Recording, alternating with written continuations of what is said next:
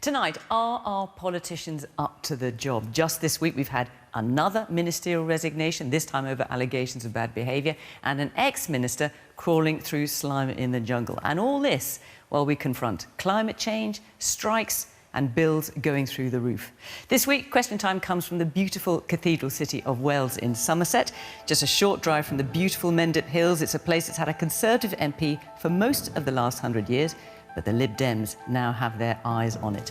Our audience is selected here, as it is every week, to reflect the range of opinion and the voting record across the country as a whole. Let's see what they've got to say tonight. They are a lively bunch, I can tell you. Welcome to Question Time.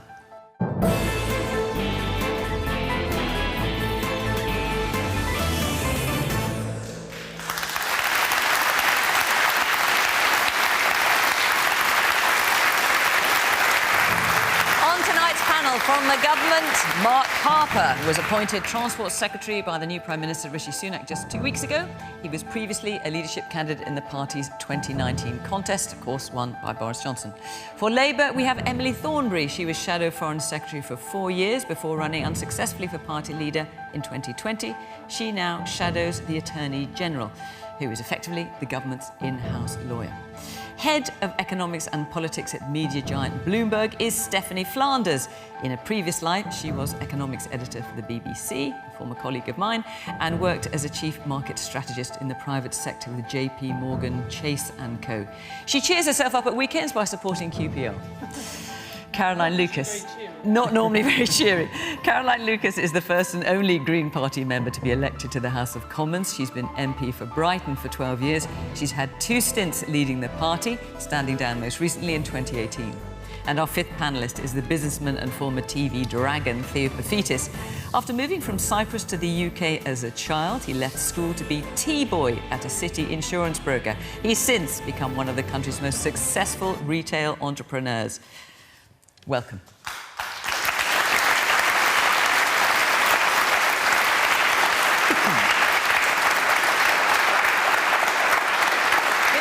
Welcome to our panel, welcome to our audience here in Wells, very good to see you, and of course welcome to you at home. Do join in the conversation the usual way on social media at BBC Question Time. Let's hear what you've got to say. And a reminder as well that as well as being on BBC One after 10 o'clock news, as usual, we are also live on the iPlayer at 8 o'clock, so you can catch us at both places. Right, should we have our first question, which comes from Emily Merrick. Are nurses justified in taking industrial action? What do you think, Emily? I think they definitely deserve a pay rise, and I think it's a shame it's come to them taking that decision. Now, more of you asked this question than any other single question this evening, which is why we're starting on it. Theo, do you want to kick us off? Well, I hope it doesn't come to it.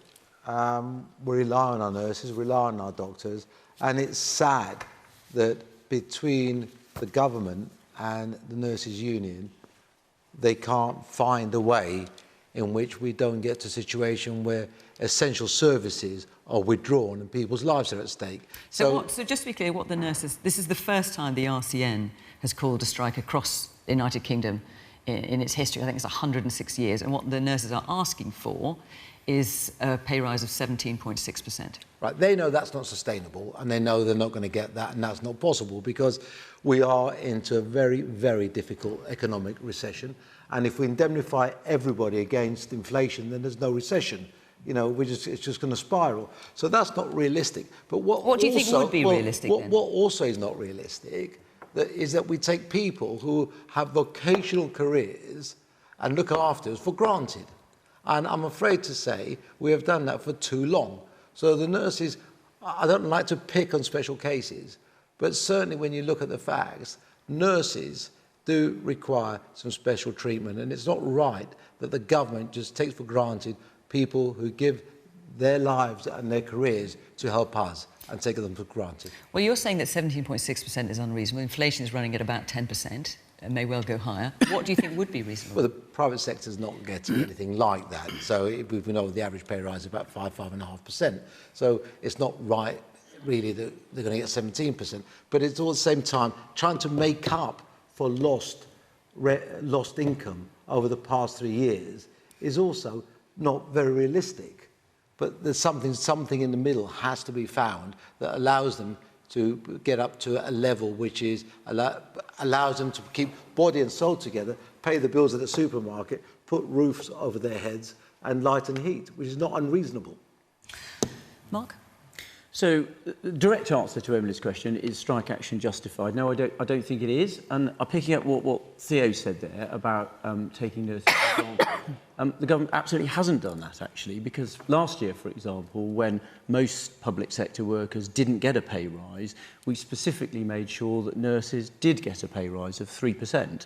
And what we've done is for those that don't know, 1% the year before. There's a pay review body which takes evidence from the government, from all the unions, which makes recommendations. We've accepted all of those recommendations in full for the NHS. And I think, as you said, the 17.6% demand is simply not realistic. That would cost £9,000 million if it was delivered in the NHS.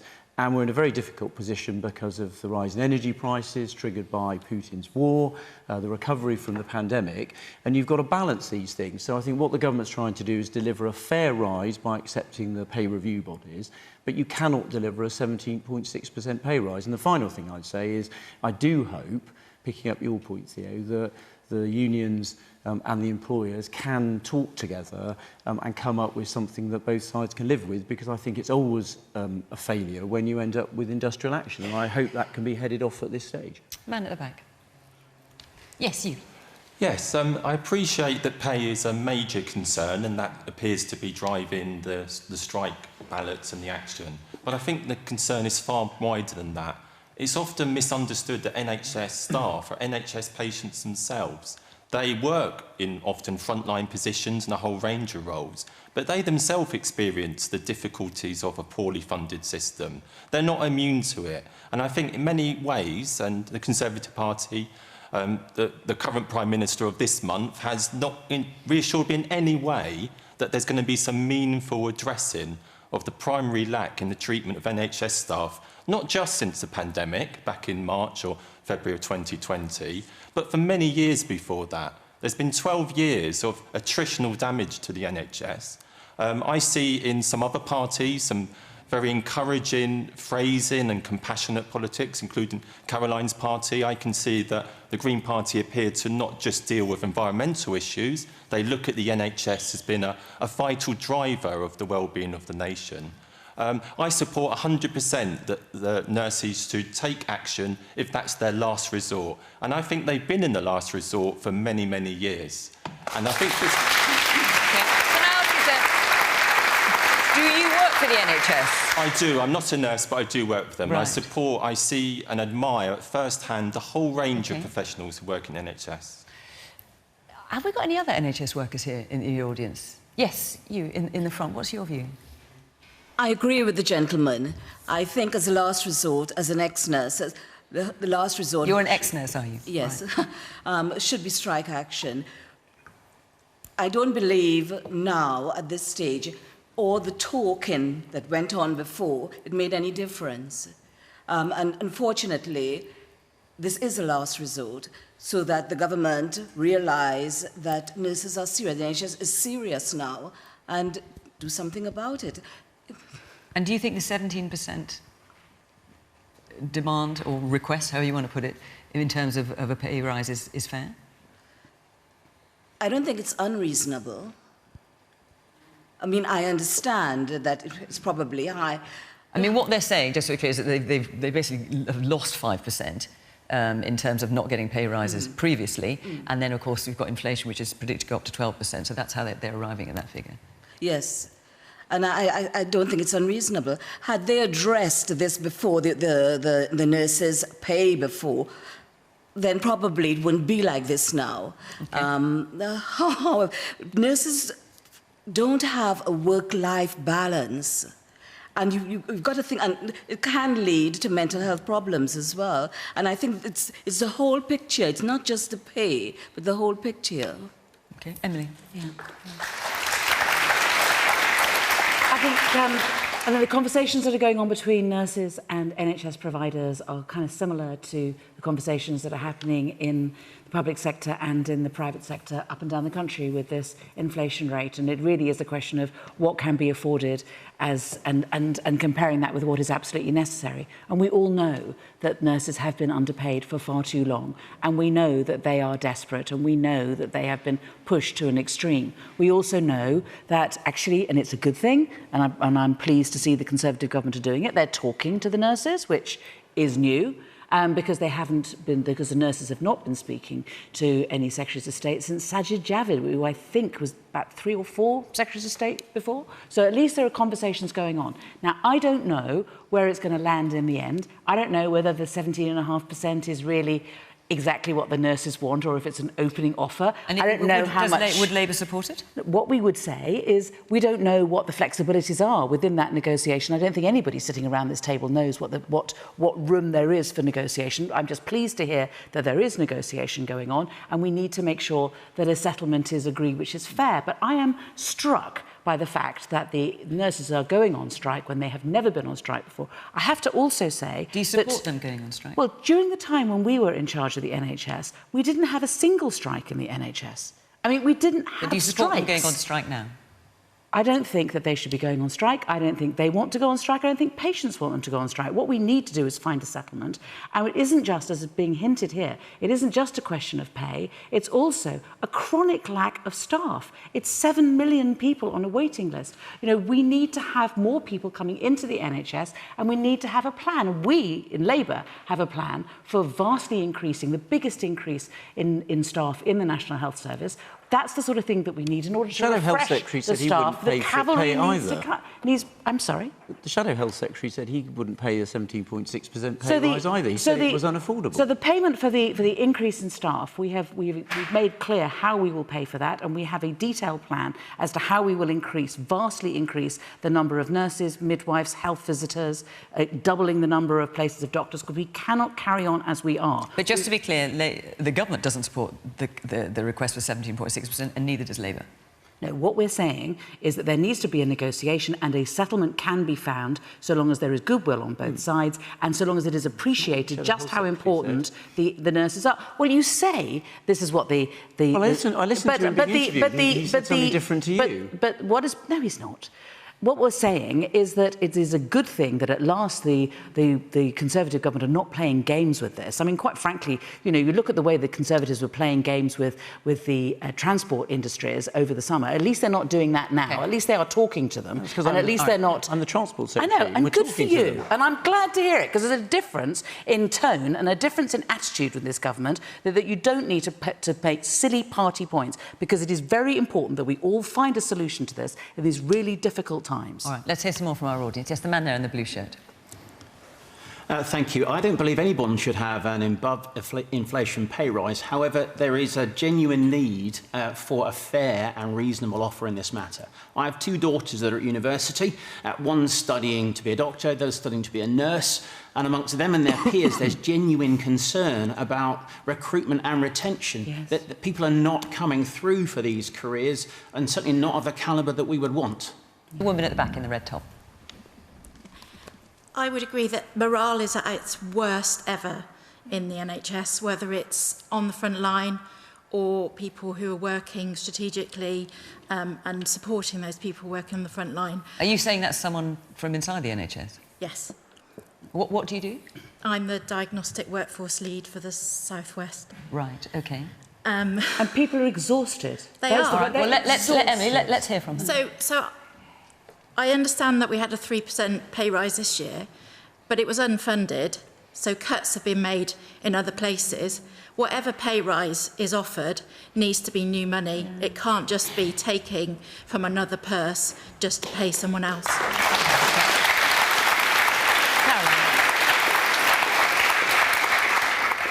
I've spoken to nurses in my constituency, and I know that they've not come to this decision lightly. And these are people, remember, for whom nursing, for whom looking after other people is their vocation. They care about other people. This is what they do. And they spend hours and hours doing it, working many hours of overtime.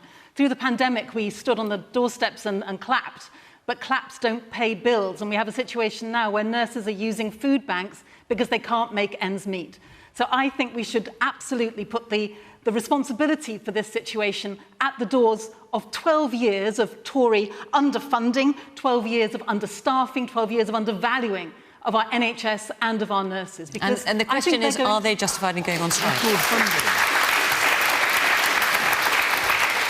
I will stand in solidarity with them for this strike. I know that it's going to cause a lot of worry to many people across the country who have treatment that is due, and I know that they haven't done this lightly, but I want to say that I believe that the nurses that are taking action are also taking it, not just for themselves, but for the future of the NHS. What we're looking at here is an NHS so starved of resource that we have 47,000 vacancies. Imagine that. I've spoken to nurses who say how soul-destroying it is to be working on wards and not able to give the level of care that you want to do because you are trying to get around so many people because you don't have enough other support with you. That is unsafe. And so I think when nurses go on strike over this issue, they are also striking for a better funded, properly valued NHS, which is in all of our interests going forward.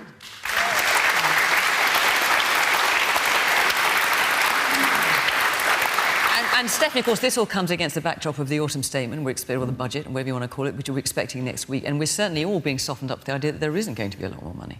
Yeah, I think it's interesting how many people in this room seem to see an exception for the NHS and certainly for the nurses and understand how serious things have come for nurses to take this step. And I think it's also interesting that so many people in the audience have talked about morale and have talked about long-term causes. I mean, just even looking at the situation as an economist, you can see an enormous gap has opened up between the public expectation, what we all expect and demand of the NHS, and what they can possibly deliver. And at a human level, that means every day, people, including probably people in this room, feeling they can't do their jobs. And you know, as Caroline says, they've come into nursing because they love their jobs. So I think there is a need for a more structural solution and a way to, I hope, a route to build goodwill, as we talk about goodwill, that isn't only about possibly a slightly higher pay rise, which we certainly can't afford a great deal more if we're not going to have inflation be embedded in the system, but also something that reassures people that we're going to give long-term workforce planning to fill these roles, because the people coming, they're still experiencing the COVID emergency, because all the people coming through the door, if you talk to nurses, on average, and doctors, on average, they're sicker because they've waited longer for care. So they actually need more people to look after them, and instead it's fewer. And 1 in 4 people, I really hope your daughter gets through the nursing training, because 1 in 4 are actually dropping out still. We haven't even addressed that. So I hope you could build goodwill around the table by showing you understood those long-term needs and not just talk about the pay rise, which is obviously going to be a big challenge. OK. I'm going to take another question, but before I do, I just want to tell you that next week we're in a beautiful place this week. We're also in a beautiful place next week. We're going to be in the lovely surroundings of Snape Maltings, which is close to the Suffolk coast, on a big day, of course, Budget Day. Next Thursday, so we'll have lots to talk about. And the week after that, we're skipping off to the market town of Skipton in North Yorkshire, of course. If you'd like to be in our audience, go to our website and you can apply to do that. That's at bbc.co.uk/question time. And a list of all the venues where we're going to be will be there, so you can see if you'd like to be in the audience for any of the other programmes coming up. OK, let's take another question from Erica Pease. How many insects need to be consumed before our politicians are held to a code of conduct fit for their positions?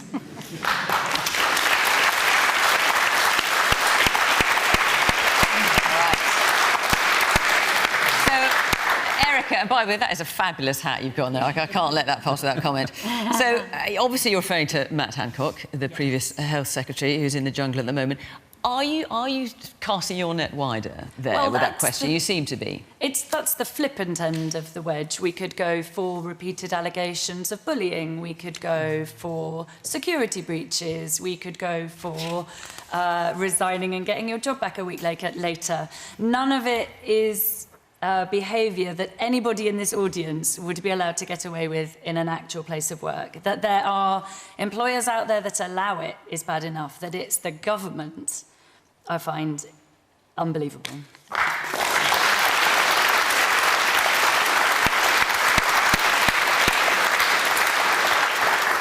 And I must admit, I'm not taking a judgment one way or the other on your question, but I've been doing this programme for 4 years, which I know is a blink of the eye compared to my illustrious predecessor, David Dimbleby. But this question keeps coming up and has only come up, I'd say, in the last few months. And it's not something I saw before. Make of that what you will. Emily. I think the problem is, genuinely, I think the problem is that we've had one party who has been in power for 12 years and they are just so complacent and think that power is theirs and they deserve it. And it doesn't matter what they do or how they behave, everything is okay and they will just continue to rule. And I think that I'll just point out, but hang on, you've got 14 MPs currently who are sitting as independents in the House of Commons, so they had the whip withdrawn.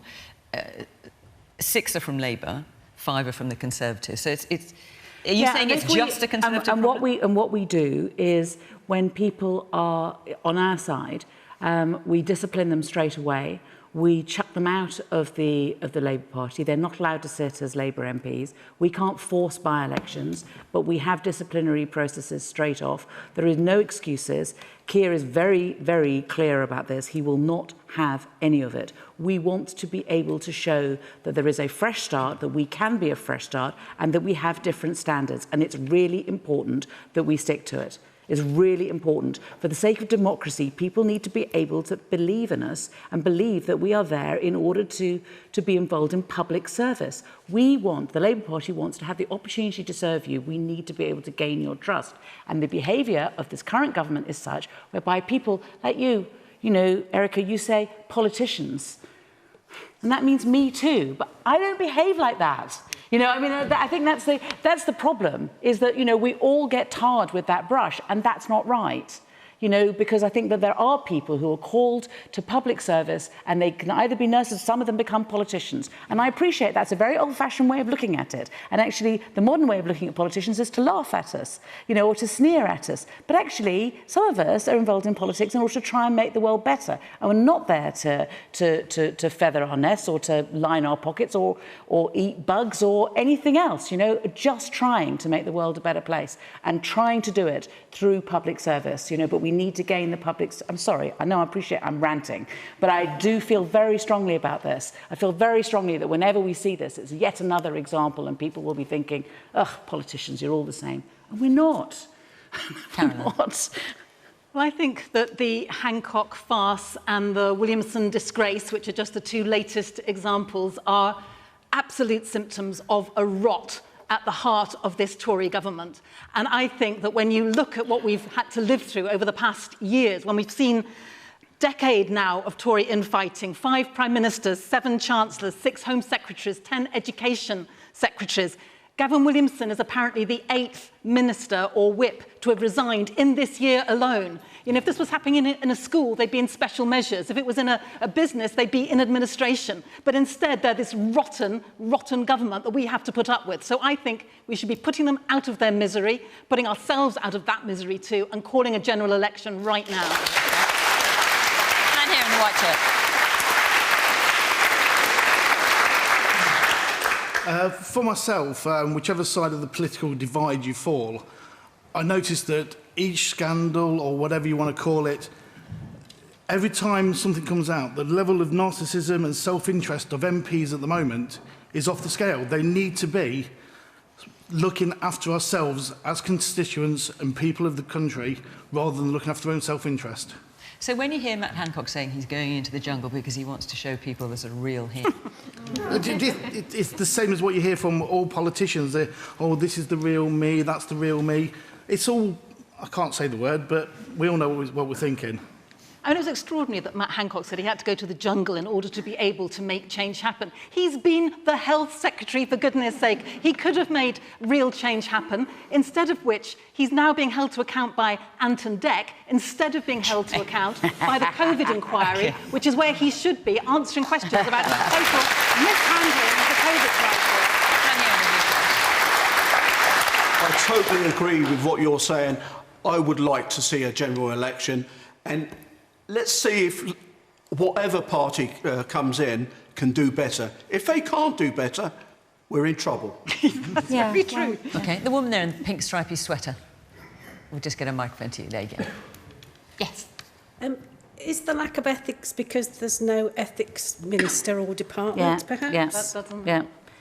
Yeah, there needs to be an independent... Well, hang on. We've got. Let's ask the government, since they're in a position. Are we going to see one at any time soon? We, of course, had Lord Geit. Yes, no longer? No, the Prime Minister is going to appoint an ethics advisor. I mean, remember, he did only become Prime Minister a couple of weeks ago. And things are happening very fast in your world, Mark. And hadn't been expected. All right, well, let's get to the question, Let me deal with Erica's question. So, I think, look, the position is this. Being a Member of Parliament actually is a tremendous honour and privilege, you know, picking up on your point and the gentleman's here. And I think we should spend our time, particularly those of us that are lucky enough to be in government, spend our time not focused on ourselves, but focused on what we're trying to do for you. And you all have different views in this audience about how well we're doing. This is not all just about Matt Hancock. I mean, no, so we've also had Gavin Williamson this week. I'm trying to give a slightly wider answer rather than just delve straight into the slightly more flippant one. So, look, that's what I think we should be doing. Now, look, Matt Hancock, I don't think, should be going on a reality programme, particularly when Parliament is sitting. As a Member of Parliament, you should be doing your job in your constituency in the House of Commons. That's what the Conservative Party thinks, which is why he's had the whip taken away and he's not a Tory MP anymore. So he's an independent MP, because we don't think that is appropriate. And Gavin Williamson is no longer a member of the government because the Prime Minister made it clear that the things that he said were completely unacceptable.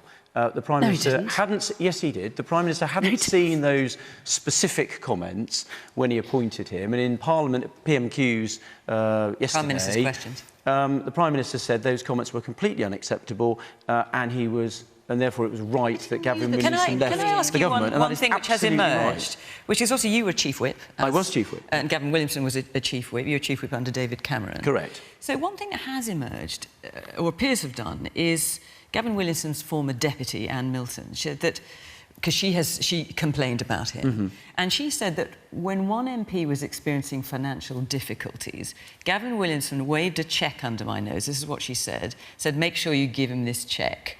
He now knows I own him. And I just wondered, is it common that MPs get given a cheque from the Whip's office? No, it absolutely is not. And so is that irregular? Should that not have happened? Well, look, all I can do is talk about when I was Chief Whip. That is not how I conducted myself. And actually, Erica's question... But if you didn't do it, is this something that happens generally? Not as far as I know. And something Erica said is very important. Before I was an MP, I'm a chartered accountant. I've got a professional background. I worked in a big company where we had standards, and I've tried to bring the things I learned in my professional life and how you conduct yourself into how I conduct myself as a Member of Parliament and as a government minister. And I think that's what members of Parliament should do, and we should try and think about how our conduct looks to the public, when we're thinking about what we do. And I think if we did that, we would have higher standards. And I mean, I think, as Emily said, and you said, Fiona, there are problems on both sides of the House. There are MPs who make mistakes, and I think we should be held to a high standard. Well, if you want to know what people are thinking, let's hear from the woman there in the pink top, I think, with the blonde hair. Yes. Hello. Thank you. I'm really bored of hearing about the kind of low-level stuff that MPs are doing, like Matt Hancock being in the jungle. I just don't care. What I'm more concerned about is the fact that we have a Home Secretary who last week referred to refugees, people fleeing war, conflict, as an invasion.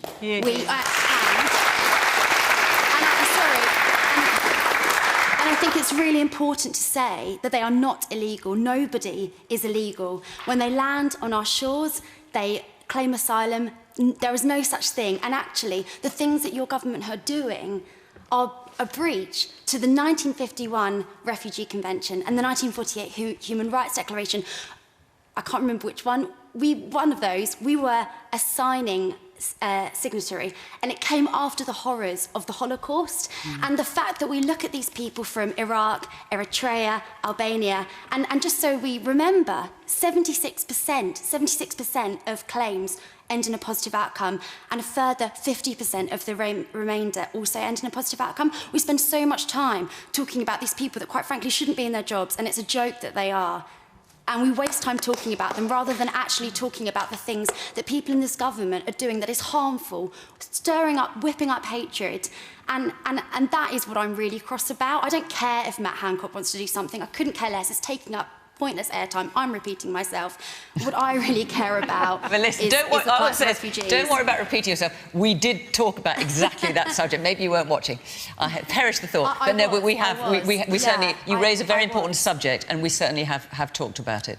I'm simply reflecting No, what we thank got, you, Fiona. I wanted a to lot of the interest we got reiterate from the it. audience tonight. But I totally hear what you're saying. The man there in the blue top, yes, with the glasses. I'm glad you call him Gavin Williamson. What beggars belief, as far as I'm concerned, is somebody who's been sacked twice by previous Prime Minister, somebody who's accused of Well, bullying. I think it's 3 times now. Three isn't it? times. 3 times, yeah. I mean, accused of bullying, and yet he's a sir. I feel very sorry for the royal member of the royal family who has to put the sword either side of him when, you know, somebody like that. And it's just the number. And there's Jake, what's he? Berry. Yeah, he's a sir now. What's he done?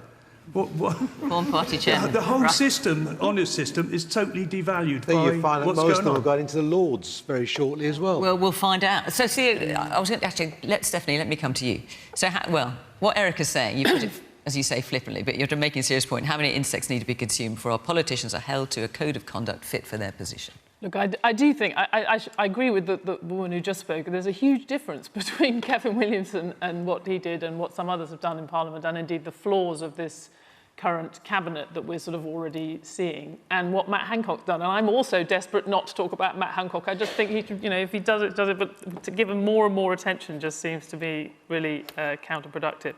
But if we have another election and a 4th Prime Minister, would you like to see in another 6 election? months? I think globally, the financial markets would just completely give up on the UK altogether if we had 4 prime ministers and were not able to actually sustain for even a few months a single prime minister. So I don't think that's the immediate solution, but I think it is pretty clear, and it's something we've seen with both parties when they've been in power for a long time, that there's a malaise that sets in, there's a reduction in overall quality that has been exacerbated with the current situation and what happened with the sort of trust fiasco, that this government, Rishi Sunak, trying to draw a line under it, bringing in a very able Chancellor and many other able members of the Cabinet. He didn't have that many people to choose from who didn't have baggage, who hadn't already failed in a number of other jobs. And he was also, in a 2-day period, pulling together a government at the same time as also having to do a lot of horse trading to prevent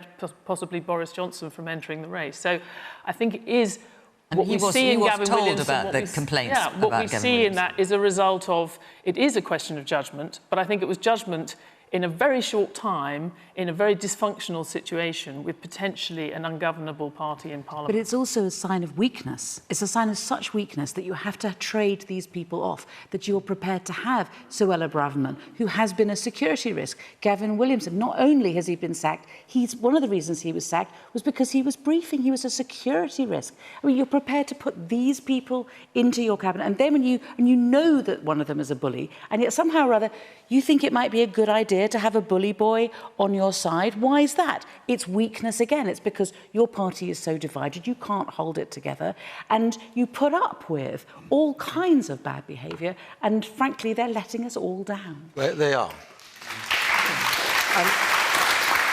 And I've got to tell you, as a businessman, I'm sort of finished with politicians. Because are you including the current, the present crop? Because we've been living last. You all seem to be getting on quite well in the green room beforehand, but are you including this lot as well? Discussed it. But last 3 years, we've sat there, watched delusional people living on a different planet, believing anything they say, thinking that we're all stupid enough to believe it ourselves, and we're not that stupid, public. They've got very little or regulation whatsoever, and whatever regulation they did have, they tried to sweep away. And we're acting like a tin pot dictatorship, where everybody gets into Parliament, fills their boots, enjoys life, goes on to the House of Lords or Job for Life or bank or something, and actually they come first, their party comes second, and the nation has come a very poor third for the last few years. I'm not quite finished. And this is an opportunity now. Our 3rd Prime Minister in this session of Parliament, this is our opportunity to try and put things right and get confidence. Alternatively, we're going to have to start... Have another election. Have an election. Get another government. That's all we need. Both parties. Hold on. I'm not picking any party. I've been absolutely independent here. Will we then start asking for a political regulator to regulate politicians because they can't behave themselves? Do you know, if you're a director of a public company in the city, whatever you say, you've got to have verification for. You've got to verify. Otherwise, they grab you, throw you out. Politicians seem to be quite happy to go on news channels just spouting what they actually know is a damn right lie. And that has got to stop. And has got to stop now. This is our opportunity to get some stability back in the country and for us to try and rebuild and then have an election on the right terms where people understand this is a serious job and we need serious people with ability to do the job for the nation. Well, I'm just going to come back to you. I mean, Theo says that you're making the point about parties overall. Yes. But we've heard a lot of disillusionment from the audience here tonight. How are you going to convince people, the people here that you've heard, that actually you're not talking about third-rate politicians, whatever phrases you are using, corruption, call it what you like. How are you going to convince people this is going to be different? Well, look, let me just try and do a bit of cross-party agreement here with what Emily said, which is the bit where she said she gets very cross when all politicians get tarred with the same brush. Most of the people I work with in Parliament are in politics for the right reasons. They're there to try and improve the country. And you won't all agree with them, and we all have different views. You know, on this panel, we don't all go about that in the same way, but we're all trying to do our best, and we're all trying to do it for the good of the country and put the country first, our constituents first and our parties afterwards, and then us at the end. So how are you going to persuade the people here that don't believe that? I absolutely accept that's not what people think, and it's healthy people are sceptical. It's bad when they're cynical, and we have to work harder every single day, and I completely But you've accept given what lots Theo of said. evidence to think like that, Mark. No, one of the things the Prime Minister is going to try and do is to get back to governing in a calm, sensible way where people can see that even if they don't agree with the decisions, there's been thought and care, proper analysis in there, and that we're really trying to do the right thing. And we are going to have to there's going to be a considerable period of time between now and the next election where we do that day in and day out to persuade those people that feel let down that they can trust us again. I absolutely accept that's a tough challenge, but that is one that we all have to Why don't we just have an election? Can I just say, it's not going to happen simply by you saying you're going to try and persuade the public. No, You've got to change. No, not even just showing them. What you need to do is to make sure, for example, that there is a proper mechanism to hold ministers and indeed the Prime Minister to account. What we saw with the farce of Boris Johnson was that he was the judge and jury over whether or not he himself had broken the ministerial code, and that is just madness. This goes much deeper than just individual politicians. He's not the Prime Minister anymore. The system certainly did not work. The system was a nightmare. And if I can say as well that one of the problems here, I think, is to do with the voting system, because this first past the post gives some MPs very big majorities, and there is a very big crossover between MPs with large majorities and the MPs who are more complacent, who do less work, who can get away with more because they're not held to account by their constituents. So let's have a real overhaul now, not just tinkering about the edges of this. We have a bigger constitutional crisis. We need to have a fairer voting system. We need to get rid of the second chamber being just inherited. We need to have that through an election as well. We need to put democracy and transparency and accountability back into the heart of our political system. I'm going to move on, but before I do, I just want to ask you, Mark, is this... Rishi Sunak stood in front of Downing Street and said he's going to have... be in charge of a government of integrity transparency and accountability. The point that Caroline makes about the Prime Minister not being judge and jury when it comes to whether or not he or she has behaved according to the ministerial code, is that something that the Prime Minister is going to change?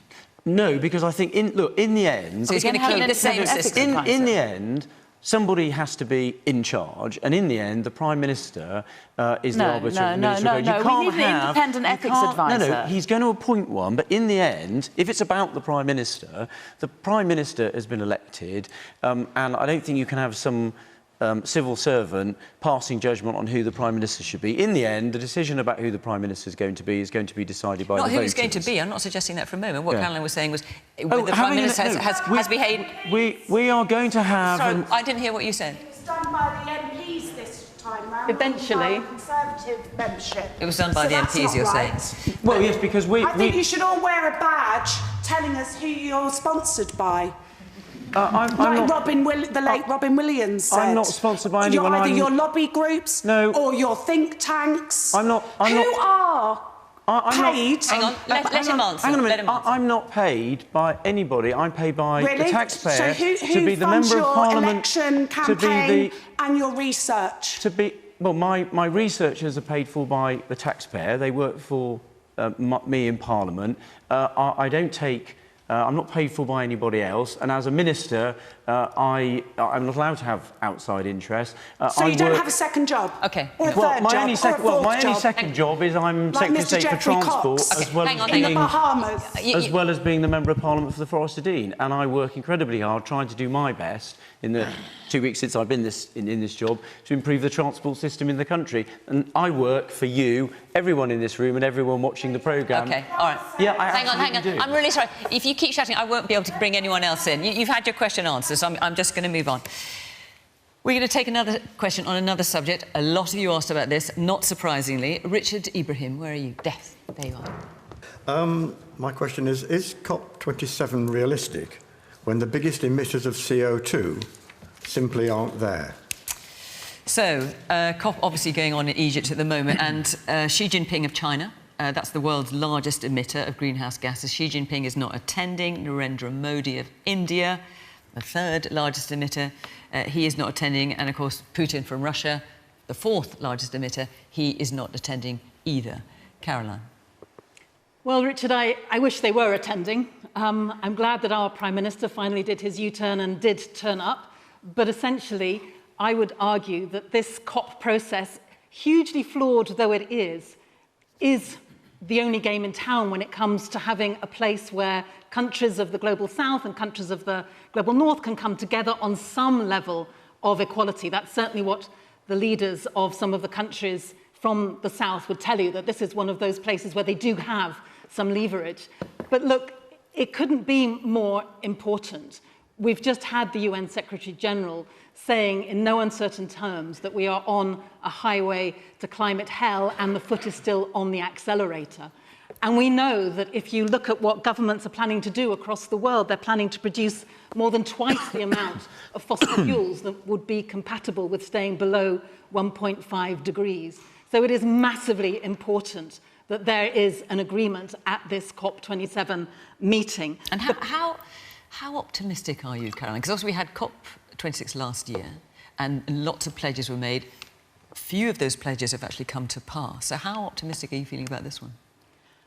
I come back to my point to Richard in a way that it is the only game in town. I mean, there's plenty of reasons to be looking at why one would feel depressed. You're right. I mean, the UK as well. I mean, there's such a gap between what politicians are saying and what they're doing. So we had Rishi Sunak claiming that he's going to go faster, but yet what he's doing is green-lighting yet more oil and gas. He's refusing to rule out a new coal mine of all things. He's still going ahead with fossil fuel subsidies, even though that was meant to be ruled out at the last COP. So you can understand why there's so much disillusion with the process, but it is the only one we've got. And the bottom line is that we have to keep fossil fuels in the ground. The International Energy Agency is saying to us loudly and clearly that if we're serious about staying below 1.5, there can be no new exploration of more oil and gas. And that has got to be what the prize is at COP27, and it will require the richer countries to put some money on the table, because trust is at a premium, and many countries in the south don't have trust because so many of the richer countries, including ourselves, haven't been delivering on the financial pledges that we've been making. So I don't underestimate the huge task that is ahead of us. But there are also so many opportunities if we get this right. The number of green jobs, for example, that can be created if instead of chasing dreams of more nuclear power or yet more extraction of oil and gas from the North Sea, why don't we put that money into a real green transformation? The home insulation that we are crying out for, which would be the far quickest, cheapest, most effective way of getting energy bills down, rather than chasing after more gas, which is 9 times more expensive than renewables. So although we are at this critical moment, as the UN Secretary General says, there are also real opportunities to create better lives here for everybody. And that, I think, has got to be the spur going forward. And Stephanie, what about the economics of this? Because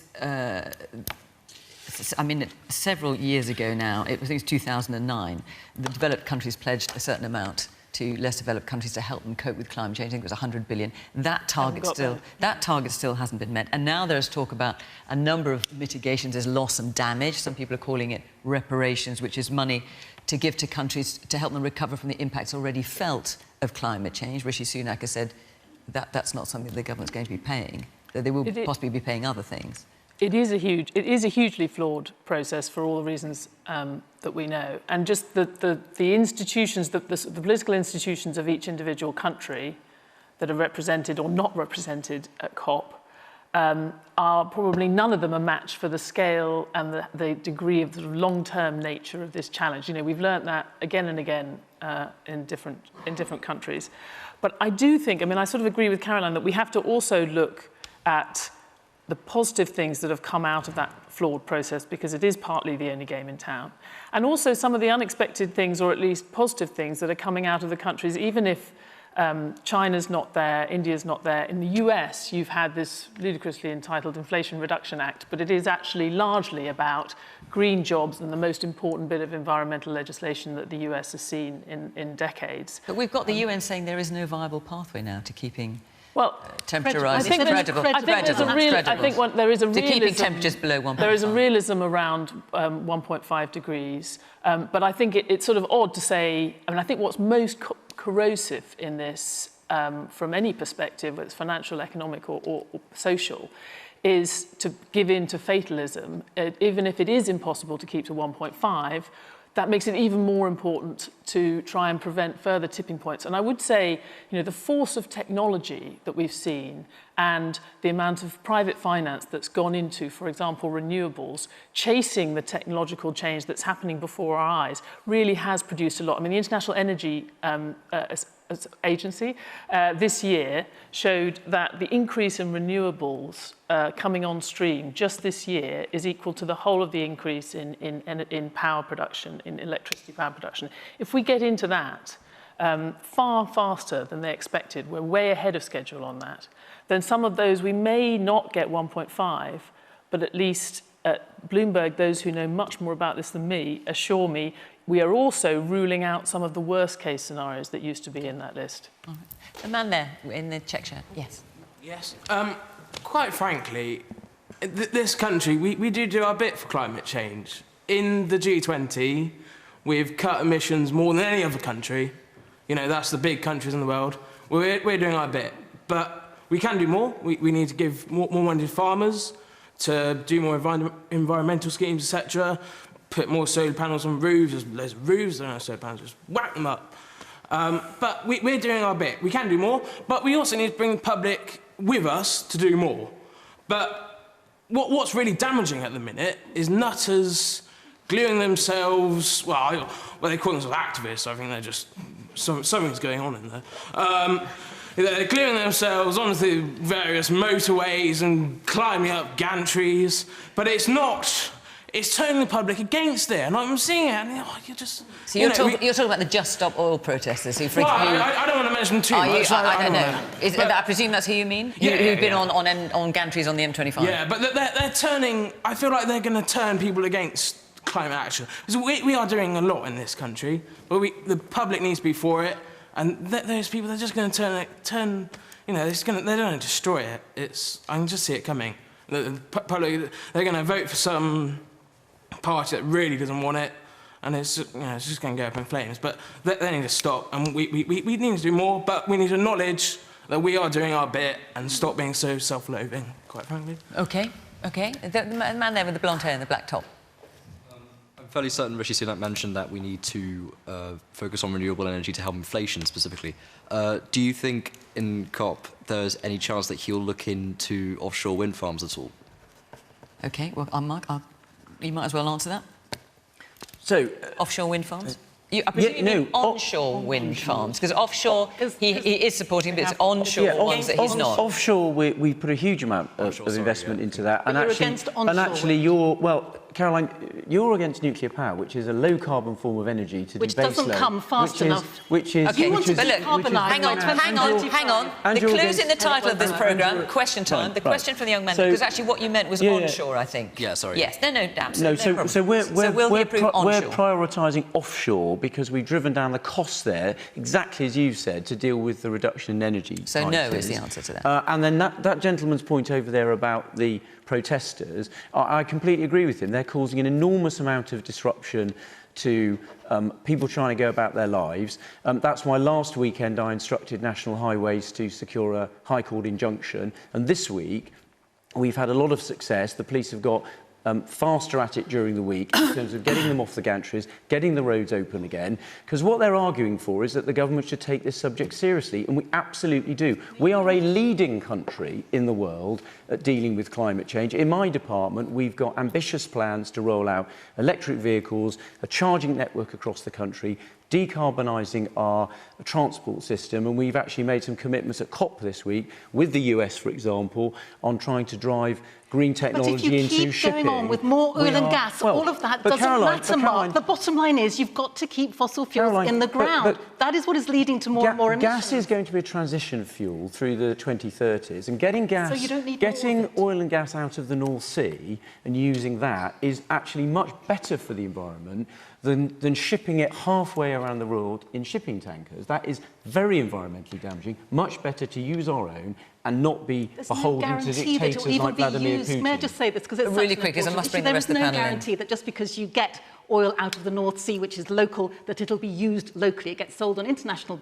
markets at global prices. Kwasi Kwarteng himself, when he was the energy minister, said, you know, these businesses are not charities. They will sell it to the highest bidder, and that might not be us. So there is no guarantee whatsoever, if you go around having massive amounts of yet more oil and gas coming from the North Sea, that actually gets used here and reduces our emissions here. So what we need to do is to make that green transition, to do it fast, because the bottom line is either we have a managed transition to a green transition and a greener future, or we have chaos. Those are the two choices before us. Hang on, I must bring in the rest of the panel. So, Theo, Richard's question originally was, is COP27 realistic when the biggest emitters of CO2 simply aren't there? We've only got one planet, we all share it. So we've got to start from somewhere. I mean, no one's talked about, we talked about Russia, but if we look at all the CO2 that's coming out of Ukraine with all the bombs and everything, I mean, what damage that actually is doing to the environment and accelerating.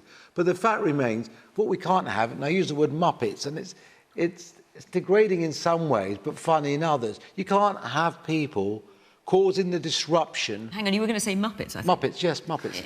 Disruption to the economy of the country by chaining themselves to gantries on the M25, right, which causes even more congestion. And actually, like the gentleman said earlier, makes people turn against what is an incredibly serious point, because they think they're loony bins. So obviously we haven't got those particular protesters here, but one of the arguments they use is, unless they do something as dramatic as that, people aren't going to listen. But it's not. It's,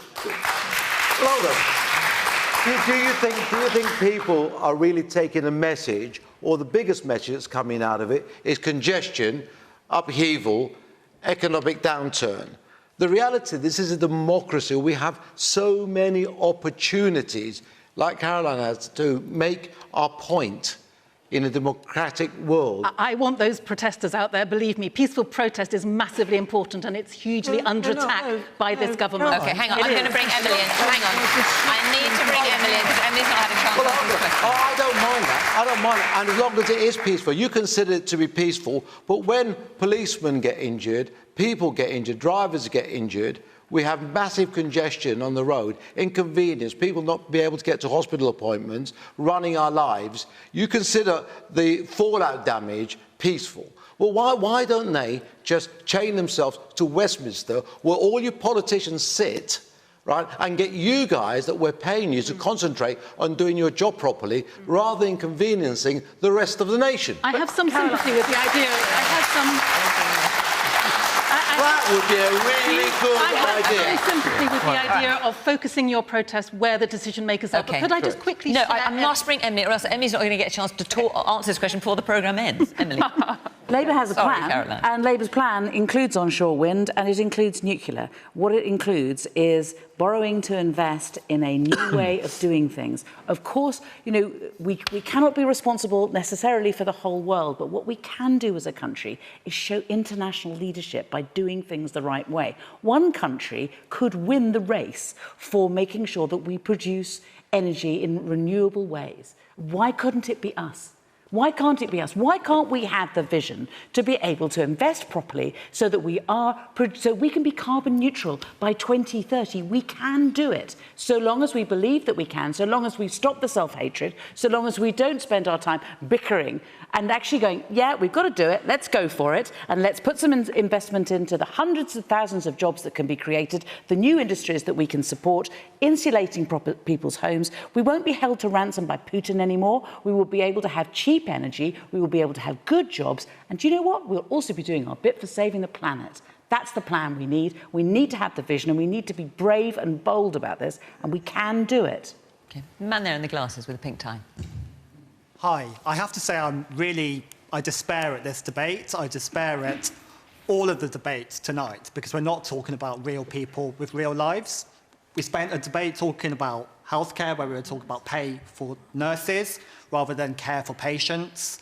In the middle, we were talking about the activities of MPs talking among themselves instead of how their policies impact real people. And we're spending this debate talking about crazy protesters and politicians going off to echo chambers in Egypt about responding to the most dystopian visions of the planet instead of talking about the issues of the inhabitants. Sorry, instead of talking about the issue of inhabitants, sorry, I didn't hear apologies, yeah, inhabitants of the planet. It's all crazy. Yeah. It's all so distant from ordinary people. And if we want to we talk about a general election, whether it's tomorrow or in 2 years' time, people are going to turn away unless you actually talk about people. OK, I think nurses might take issue with the fact that they're not people and that what they're doing affects them, and patients. I mean, I think that is an issue that affects real people, and we've heard from nurses and people in the NHS. And that's why the plan that we have is all about getting jobs, is about introducing industries into areas where the industries have gone. It's about making sure that we can put our bills down. I mean, this is the way in which we can rise to the challenge of climate change and change people's lives for the better. I've got a couple of minutes. I'm going to bring you in, Stephanie. I just want to hear from the man here in the front with the poppy. Yes, thanks for my question. But there needs to be some common sense added with like the environmental things on farming. Everyone here needs a farmer 3 times a day. You need to produce food locally. We need to produce it sustainably. And we're under this ludicrous idea that farms are being sold in Wales and Scotland and Ireland and England, and they're being planted with trees. They're being taken out of production. And then these assets are then sold is a carbon credit system so that polluters within London or internationally can then carry on polluting. You know, farming is 10% of our carbon output, yet we feed 65% of the population. There needs to be a more emphasis, I feel, on sustainable farming, local produced and seasonable. And it's not being taught. And we're seeing areas like in Wales, particularly, and in Scotland, where they're losing communities because farms are selling and you're planting pines. Yeah. There's no actual evidence, there's no real common sense being thrown at this discussion. And I don't see any leadership. You had Net Batters on here not that long ago saying... He's head of the National Farmers Union. Said food's really important. If you look at what the fertiliser productions, if you want to have organic farming in the world, a percentage is going to starve. That's fairly factual. With a fertiliser which isn't coming out of Russia and Ukraine and the Belarus, we're heading for a problem in the future.